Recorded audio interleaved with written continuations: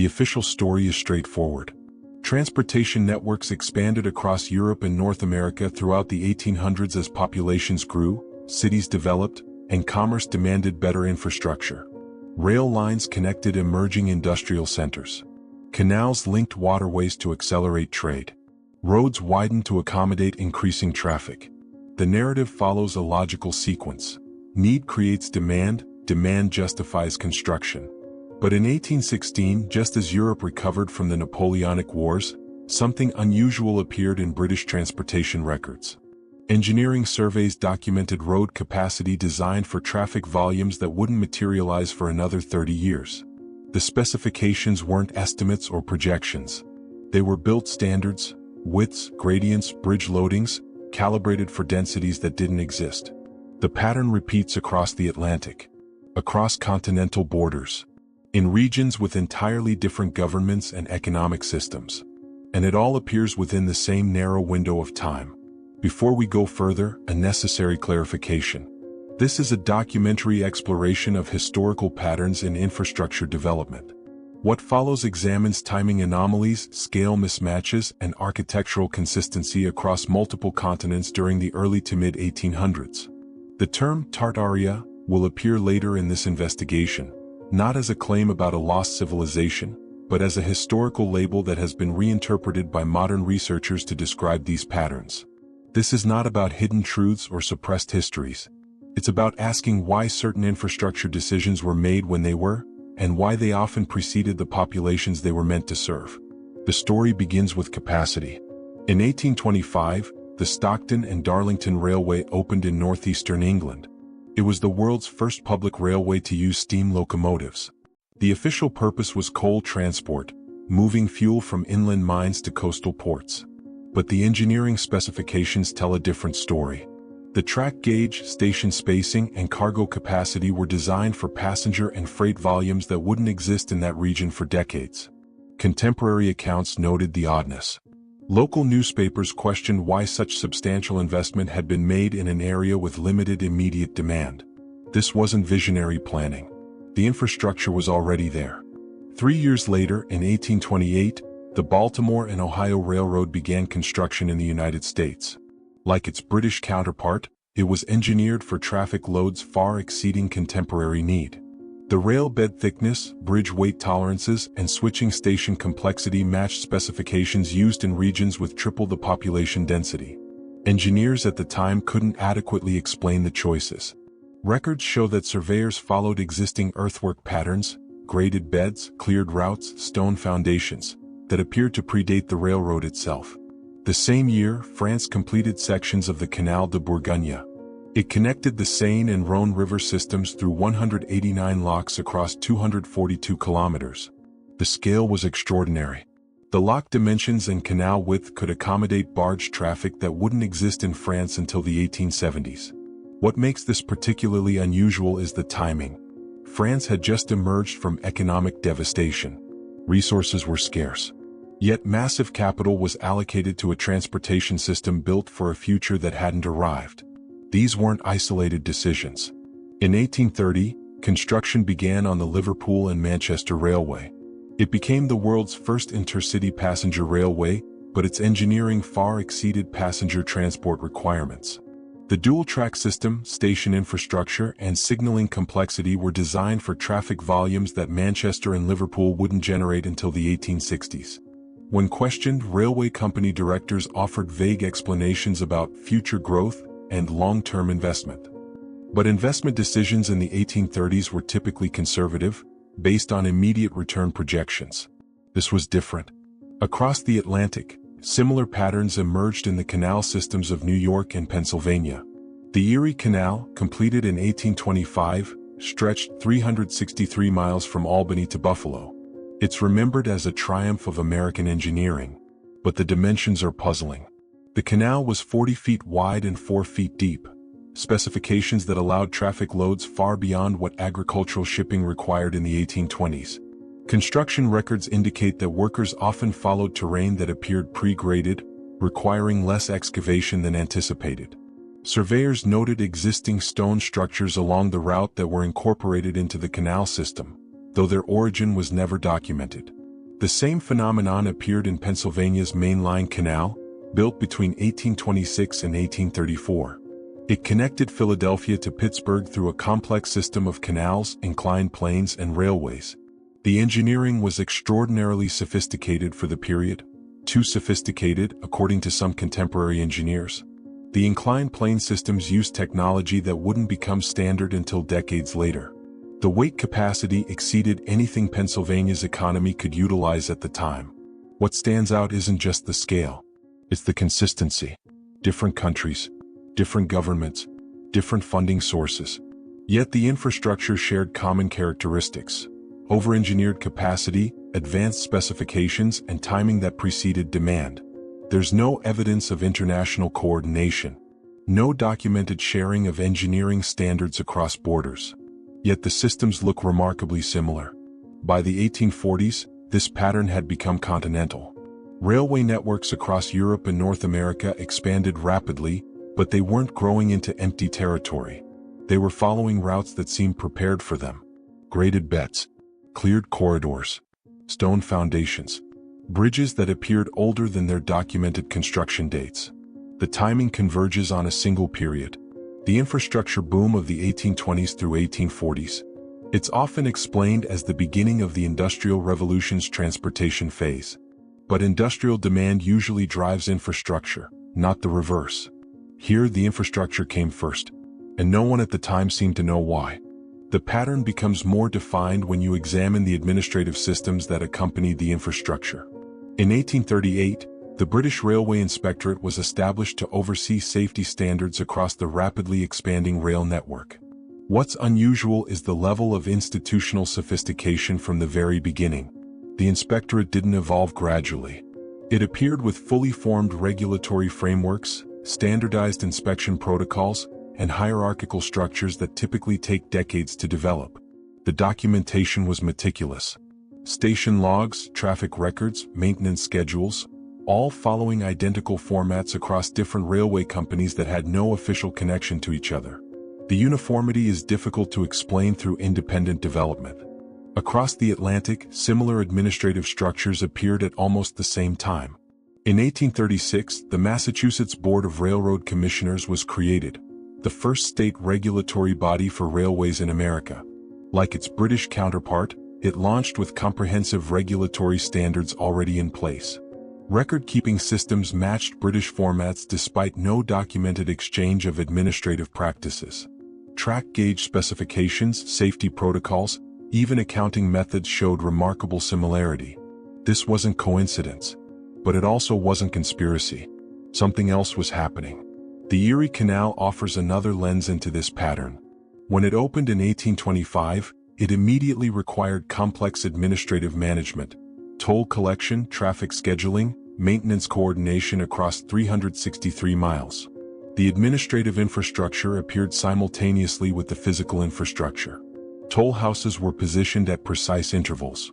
Record books followed standardized formats. Weight measurement systems were uniform across the entire length. This level of institutional organization typically emerges gradually, refined through years of operational experience. Here it was present from day one. The same pattern appears in urban water systems. Philadelphia's Fairmount Water Works, completed in 1815, was one of the first major municipal water systems in America.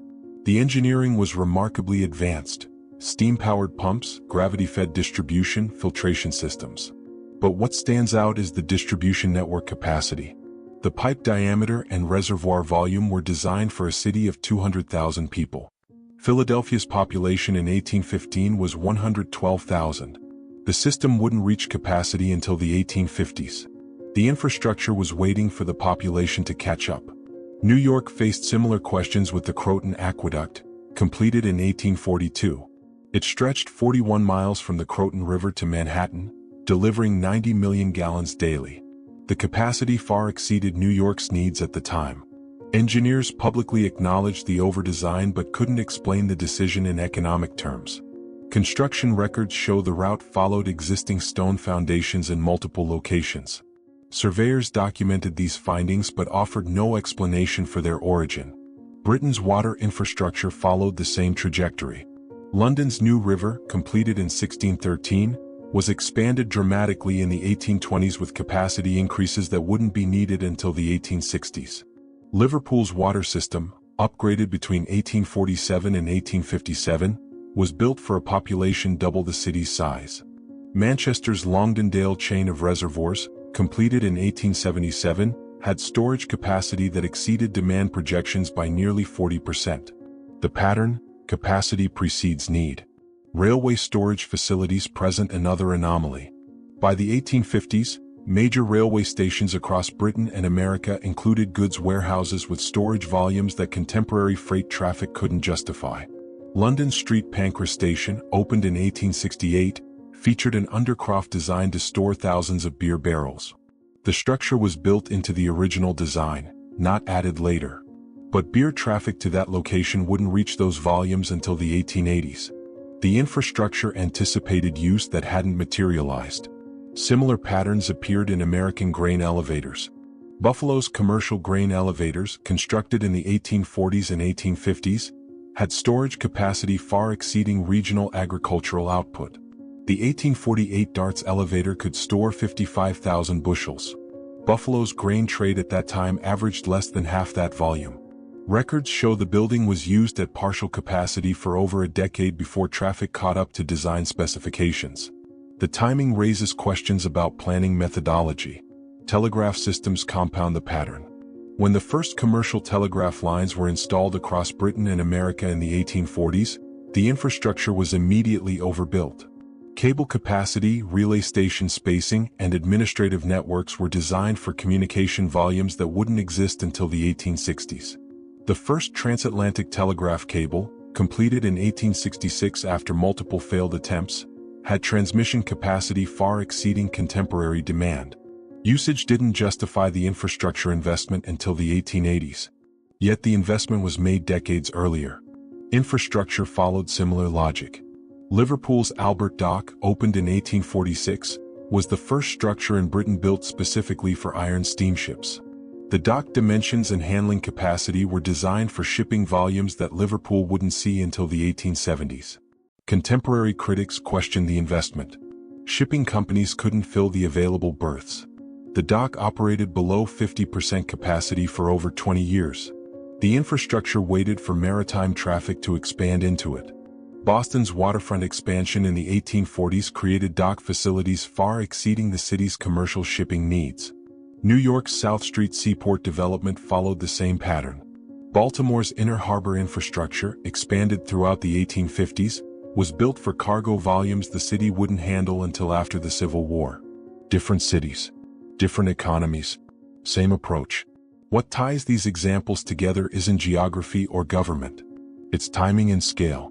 Infrastructure appeared across multiple sectors: rail, water, telegraph, ports, designed for demands that didn't exist when they were built. The pattern spans 2 continents and multiple decades, yet maintains consistent characteristics. The official explanation is forward-thinking investment, economic optimism, industrial confidence.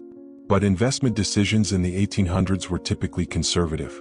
Capital was limited. Returns needed to be immediate. Projects were scaled to current demand, not speculative futures. Overbuilding represented financial risk that investors and governments normally avoided. Yet across dozens of major infrastructure projects, that risk was taken repeatedly. The infrastructure came first. The demand followed. And in the historical record, that sequence invites examination. The term Tartaria first appeared on European maps in the 16th century. It wasn't a single empire or unified civilization. It was a geographic label, a European designation for the vast territories stretching across Central Asia and Siberia that remained largely unknown to Western cartographers. The name derived from Tatar, referring to various Turkic and Mongolic peoples inhabiting those regions. By the 1800s, as geographic knowledge expanded, the term gradually disappeared from official maps and documents. It remained a historical footnote until the early 21st century. Modern researchers began noticing something unusual. Across digitized archives, 19th century maps, and historical records, they found recurring references to Tartary, or Tartaria, in contexts that didn't align with the standard geographic explanation. Building records mentioned Tartarian architecture. Census documents referenced Tartarian populations in regions where no Central Asian peoples had settled. Infrastructure projects included footnotes about Tartarian methods, without explaining what those methods were. The term had been reinterpreted, not as a place but as a pattern. Some researchers now use Tartaria as shorthand for a specific historical observation: the presence of sophisticated infrastructure, uniform administrative systems, and over-engineered capacity that appeared across multiple continents during the early to mid-1800s. It's become a lens for examining timing anomalies and scale mismatches that conventional historical narratives struggle to address. 3 interpretation models have emerged. The first suggests that what's labeled Tartaria represents inherited infrastructure from earlier, more extensive trade networks that European and American expansion adapted rather than built from scratch. This would explain the pre-graded railway routes, existing stone foundations, and canal systems that seem to require less excavation than anticipated. Under this model, the administrative uniformity reflects standardization of pre-existing templates rather than spontaneous parallel development. The second interpretation argues for an extraordinary period of international knowledge transfer that wasn't formally documented. Engineering practices, administrative frameworks, and construction techniques spread rapidly through informal networks. Correspondence between engineers, shared publications, traveling craftsmen. The overcapacity resulted from shared optimism about industrial growth, based on observed patterns in Britain being projected globally. The third model suggests the infrastructure accurately matched its contemporary needs, but those needs are incompletely recorded in surviving documents. Population figures, commercial activity, and traffic volumes from the 1820s through 1850s may have been substantially higher than official records indicate, making the infrastructure appropriately scaled rather than overbuilt. The apparent anomalies result from gaps in historical documentation, not actual mismatches. Each interpretation addresses different aspects of the evidence. None are mutually exclusive. What returns us to 1816 is the convergence. That year marked unusual climatic disruption, the year without a summer, caused by the Mount Tambora eruption. Crop failures, famine, and mass migration followed. It also preceded the infrastructure boom by less than a decade. Some researchers note that major building initiatives often follow crisis periods, suggesting the 1820s expansion was recovery-driven reconstruction rather than new development. But reconstruction implies something was there to reconstruct. The infrastructure patterns examined here, transportation networks built before demand, administrative systems appearing fully formed, capacity designed for future populations, exist in documented records. The engineering specifications are real. The timing is verifiable. What remains interpretive is the explanation. Tartaria, in its modern usage, isn't a claim about a lost civilization. It's a framework for discussing these patterns without requiring acceptance of any single explanation. It allows examination of infrastructure timing, administrative uniformity, and capacity mismatches as connected phenomena rather than isolated curiosities. The evidence doesn't demand revelation. It invites examination. The railway lines that followed pre-graded routes. The canal systems built with dimensions exceeding contemporary needs. The water infrastructure designed for populations that hadn't arrived. The administrative frameworks that appeared without documented evolution. These aren't speculative observations. They're documented characteristics of 19th century development that resist simple explanation. Whether they represent adaptation of inherited infrastructure, extraordinary international coordination, incomplete historical records, or simply ambitious forward planning, the pattern itself remains consistent across geography, time, and sector. The transportation capacity installed between 1820 and 1860 exceeded demand for decades. The administrative sophistication appeared without apparent development period. The engineering specifications matched future needs more accurately than contemporary requirements. This is what the term Tartaria has come to represent in modern investigation, not an answer but a question. Not a civilization but a pattern. Not hidden history, but visible infrastructure whose timing and scale continue to generate discussion among researchers examining the documentary evidence. The official narrative provides one framework. The reinterpretation offers another. The historical record contains both the evidence and the ambiguity. What's documented is the infrastructure itself. What remains open is why it was built when it was, scaled how it was, and distributed where it was with such consistent characteristics across disconnected regions and governments. The question doesn't require accepting alternative histories. It simply asks whether the documented timeline, capacity, and distribution patterns align completely with conventional explanations, or whether something about that period of development remains incompletely understood. The infrastructure is still there. The records still exist. The timing still converges on the same narrow window, and the capacity still preceded the demand that would eventually justify it.